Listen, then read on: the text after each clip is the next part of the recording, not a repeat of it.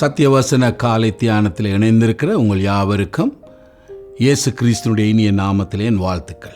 இந்த நிகழ்ச்சிகள் உங்களுக்கு ஆசீர்வாதமாக இருக்கும் என்று நான் நம்புகிறேன். இந்த நிகழ்ச்சிகளை குறித்த உங்களுடைய கருத்துக்களை திரையிலே காணப்படுகிற இலக்கத்தோடு கூட தொடர்பு கொண்டு எங்களுக்கு தெரியப்படுத்துங்கள். அப்பொழுது இன்னும் சிறப்பாக உங்களுக்கு செய்திகளை நிகழ்ச்சிகளை வழங்க எங்களால் கூடுமானதாக இருக்கும். இந்த காலை வேளையிலே உங்களோடு கூட காயம் கட்டும் தெய்வம் என்கிறதான தலைப்பிலே நான் பேச விரும்புகிறேன். காயம் கட்டும் தெய்வம். பரிசுத்த வேதாகமத்திலே சங்கீத புஸ்தகத்திலே 147 சங்கீதம் 3 இப்படி சொல்லுகிறது: இருதயம் நொறுங்குண்டவர்களை குணமாக்குகிறார், அவர்களுடைய காயங்களை கட்டுகிறார். காயம் கட்டுகிறார் என்று நாங்கள் பேசும் பொழுது இந்த இடத்துல சங்கீதக்காரன் 2 விதமான காயங்களை குறித்து பேசுகிறார். ஒன்று, எங்களுடைய சரீரங்களிலே எங்களுக்கு ஏற்படுகிற காயங்கள், வியாதிகள், இவைகளை அது உள்ளடக்குகிறது. நிச்சயமாகவே நாம் ஆராதிக்கிற தேவன் நமக்காக கல்வாரி சிலுவையிலே தம்முடைய ஜீவனை கொடுத்த அந்த ஆண்டவராகிய இயேசு, நமக்காக தம்முடைய சரீரத்திலே காயம்பட்ட அந்த ஆண்டவராகிய இயேசு. ஏனென்றால் 1 பேதுரு 2:24 சொல்லுகிறது, அவருடைய தழும்புகளால் நாங்கள் குணமாகிறோம். ஆகவே எங்களுடைய நோய்களை சுமந்து தீர்த்தவர் அவர். ஆகையினால் உங்களுடைய வாழ்க்கையிலே காயங்கள், அதாவது சரீர பிரகாரமான காயங்கள், வியாதிகள், நோய்கள் இருக்குமே ஆனால் எங்களுக்காக எங்களுடைய நோய்களை சுமந்து தீர்க்கும்படி தன்னுடைய சரீரத்திலே காயப்பட்டு சிலுவையிலே மரித்து அடக்கம் பண்ணப்பட்டு உயிரோடு எழுந்து இன்றைக்கு ஜீவனுள்ளவராய் இருக்கிற அந்த ஆண்டவராகிய இயேசு நமக்கு சுகத்தை தருவார். ஆகையினாலே அந்த காயங்களை கட்டும்படியாக அவரை நோக்கி பாருங்கள். ஏனென்றால் அவர் நேற்றும் இன்றும் என்றும் மாறாத தெய்வம்.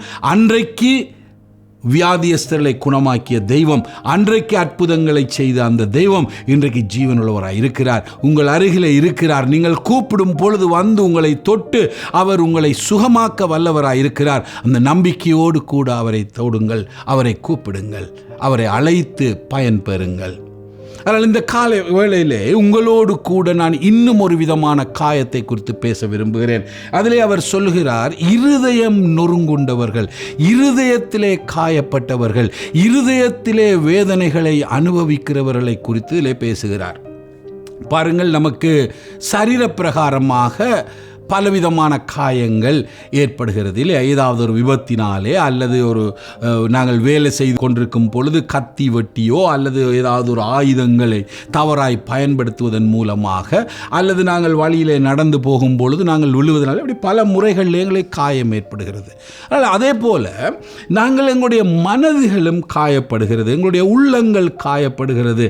மற்றவர்கள் நடந்த சம்பவங்கள், சிறு பராயம் முதல் நாங்கள் இன்றைக்கு வாழுகின்ற இந்த நாள் வரைக்கும் எங்களுடைய வாழ்க்கையில பலவிதமான காயங்கள் உருவாகலாம். சில வேளைகளிலே நாங்கள் சிறு பராயத்திலே எங்களுடைய பெற்றோர் நடத்திய முறை, அண்ணனை நன்றாய் கவனித்துவிட்டு தங்கையாகிய என்னை அவர்கள் சரியாய் கவனிக்கவில்லை, அல்லது தங்கையை கவனித்துவிட்டு அண்ணனாகிய என்னை அல்லது தம்பியாகிய என்னை அவர்கள் ஒழுங்காய் கவனிக்கவில்லை என்ற குறை எங்களுடைய மனதிலே ஆழமாய் பதிந்து அது இப்பொழுதும் ஒரு ஆறாத ஒரு வடுவாக எங்களுடைய உள்ளத்திலே ஒரு காயமாக இருக்கலாம். சில வேளைகளில் பாடசாலைக்கு நாங்கள் போகும் பொழுது பாடசாலையில் எங்களுடைய ஆசிரியர்கள், எங்களுடைய அதிபர்கள் எங்களுக்கு சொன்ன வார்த்தைகள், எங்களை அவர்கள் முட்டாள்கள் என்று சொல்லியிருக்கலாம். நீ வாழ்க்கையில ஒரு நாளும் உருப்பட மாட்டாய் என்று சொல்லியிருக்கலாம். நீ போய் மாடமே என்னத்திற்காக பாடசாலைக்கு வந்து எங்களுடைய உயிரை வாங்குகிறாய் என்று அவர்கள் திட்டி இருக்கலாம். அந்த காரியமானது சில வேளைகளிலே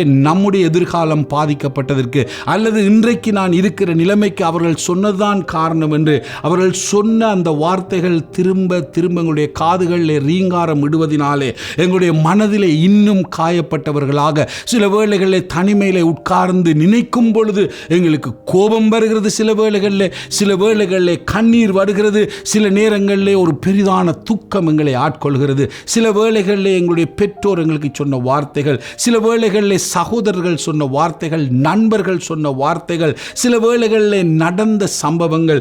நீங்கள் ஒருவரை நம்பினீர்கள், அவர்களை காதலித்தீர்கள், அவர்கள் உங்களை நடுத்தெருவில் விட்டுவிட்டு போய்விட்டார்கள். அல்லது உங்களுடைய கணவன், உங்களுடைய மனைவி உங்களை விட்டுவிட்டு இன்னும் ஒருவரோடு கூட போய்விட்டார். சில வேளைகளில் உங்களுடைய பிள்ளைகள் உங்களை புறக்கணித்து உங்களை விட்டு போய்விட்டார்கள். சில வேளைகளில் உங்களுடைய வாழ்க்கையிலே நடந்த சில சம்பவங்கள், நீங்கள் எதிர்பார்த்தது கைகூடி வரவில்லை.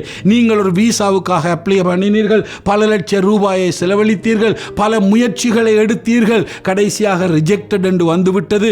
ஆகையினால் உங்களுக்கு ஒரு காயம், உங்களுடைய மனதிலே ஒரு துக்கம், ஒரு பாரம் உங்களுடைய மனதிலே இருக்கிறது. இன்றைக்கு அந்த துயர், அந்த குறிப்பிட்ட நபர்களை குறித்து யோசிக்கும் பொழுது, அல்லது அந்த குறிப்பிட்ட சம்பவங்களை குறித்து யோசிக்கும் பொழுது, நீங்கள் உணர்ச்சி மேலிட்டால் நீங்கள் ஒன்றிலே கோபம் அடைகிறீர்கள், சுற்றியுள்ள எல்லாரையும் உங்களுடைய கோபத்தை காட்டுகிறீர்கள். ஆகையினாலே வேலை தலங்களிலே உங்களால் சமாதானமாய் வேலை செய்ய முடியவில்லை. ஏனென்று சொன்னால் உங்களுடைய இந்த பழைய காயம் அந்த இடத்திலே உணர்ச்சி வசப்பட வைப்பதினாலே, நீங்கள் உணர்ச்சி மேலிட்டால் நீங்கள் வெளிப்படுத்துகிற அந்த கோபமானது உங்களை வேலையிலிருந்து தூக்க பண்ணுகிறது. அல்லது சகபாடிகளோடு கூட நீங்கள் ஒரு அன்பாப்புலர், ஒரு பிரசித்தமற்ற ஒரு நபராக உங்களை மாற்றுகிறது. சில வேளைகளில் அது உங்களை இனம் தெரியாத ஒரு சோகத்துக்குள்ளே ஆழ்த்துகிறது. அதனாலே உங்களுடைய சந்தோஷம் முடங்கி போகிறது. நீங்கள் மற்றவர்கள் எல்லாரும் சந்தோஷமாக இருக்கும் பொழுது நீங்கள் மாத்திரம் இந்த மூடியாக இருக்கிறது என்று சொல்வீர்கள். அதாவது நீங்கள் துக்கமாக இருக்கிறீர்கள். சில வேளைகளில் யாரையும் நம்பி நீங்கள் ஒரு ஃப்ரெண்ட்ஷிப்பை, ஒரு சிநேகத்தை கட்டி எழுப்பாத முறையிலே அது உங்களை தடை பண்ணி கொண்டிருக்கக்கூடும். சில வேளைகளில் நீங்கள் உங்களை அறியாமலே அழுகிறீர்கள். எப்பொழுதும் உங்களுடைய வாழ்க்கை ஒரு சோர்வான, ஒரு துக்கமான, அல்லது ஒரு கோபமான உணர்ச்சி வெளிப்பாட்டால் முடக்கப்பட்டதாக இருக்கிறது. உங்களுக்கு என்ன செய்வது என்று தெரியவில்லை. ஆகவே நீங்கள் எப்படி எனக்கு இந்த விடுதலை கிடைக்கும் என்று நீங்கள் யோசித்துக் கொண்டிருக்கக்கூடும். எனக்கு அருமையானவர்களே, இந்த காலை வேளையில் முதலாவது, நீங்கள் இந்த பழைய துக்கங்களால், பழைய காயங்களால் அவதிப்படுகிற ஒருவராய் இருப்பீர்களே ஆனால் இன்றைக்கு அதை அடையாளம் காணுங்கள். எனக்குள்ளே இந்த காயம் இருக்கிறது, என்னுடைய மனம் புண்பட்டிருக்கிறது, என்னுடைய மனதில் இது ஆறாத வடுவாக இருக்கிறது. ஆகவே இதை நான் உணர்கிறேன் என்று உணருங்கள். இரண்டாவதாக, உள்ளத்தின் காயங்களை குணமாக்க வல்லவராகிய அவரிடத்திலே வாருங்கள். அவரிடத்திலே வந்து, ஏசப்பா, என் உள்ளத்தின் காயங்களை ஆற்றுங்க. வேதம் சொல்லுகிறது, இருதயம் நொறுங்குண்டவர்களை குணமாக்குகிறேன் என்று சொல்லியிருக்கிறதே.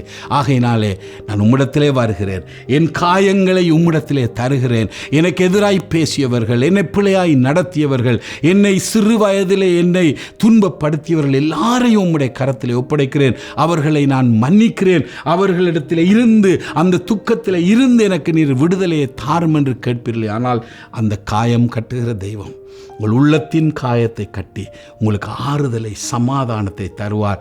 யோவான் 14:27 சொல்கிறது, என்னுடைய சமாதானத்தை உங்களுக்கு தருவேன் என்று சொல்கிறார். அந்த காயம் கட்டுதலை அவர் செய்யும்படி இன்றைக்கு அவரிடத்தில் ஒப்படைப்பாயா? நீ இதுவரைக்கும் தடுமாறியது போதும் சகோதரனே, இதுவரைக்கும் தடுமாறியது போதும் தாயே, இதுவரைக்கும் தடுமாறியது போதும் என்னுடைய தந்தையே. நீ இந்த காலை வேளையிலே இயேசுவிடத்திலே வா, உன் காயத்தை அவரிடத்திலே சொல்லு, அவருக்கு காண்பி. அவர் கட்டுவார், அவர் சுகப்படுத்துவார், அவர் உன்னை ஆறுதல் படுத்துவார், அவர் உனக்கு சமாதானம் அருளி செய்வார். காயம் கட்டப்பட்டவனாய் நீ வாழ முடியும்.